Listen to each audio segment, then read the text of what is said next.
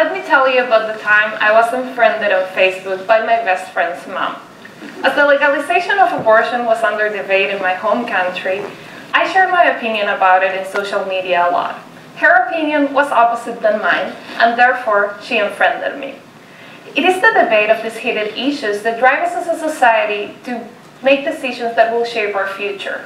And it is also these issues that separate us from those who have different opinions than ours. So, in the polarizing times we live in, what are the factors that drive us to avoid these discussions that could enrich the decisions we make in society? This is the question I've been trying to answer in my research, asking, are we just pessimistic about the idea of having face-to-face conversations with someone else? What I did is, first, I found a polarizing moral issue, in this case one that had to do with freedom of speech, that was basically about a neo-Nazi student group coming to the university to do a demonstration, and a multicultural student group that thought this would be harmful to a big number of students. So they decided to disrupt the demonstration by intentionally setting off the fire alarm. So the question would be, how right or wrong were the actions by this multicultural student group?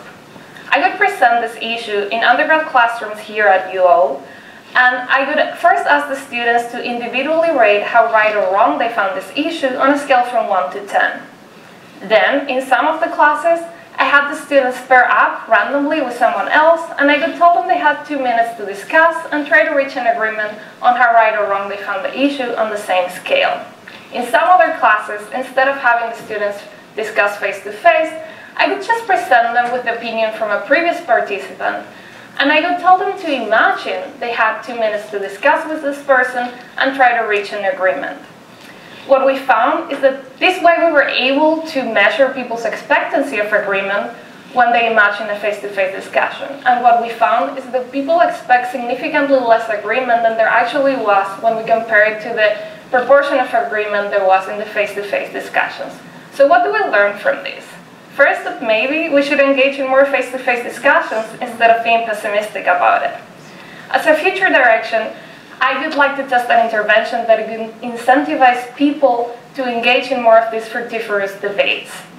Hopefully this will give us a hint on how to improve communication and the decision process of our society. Thank you.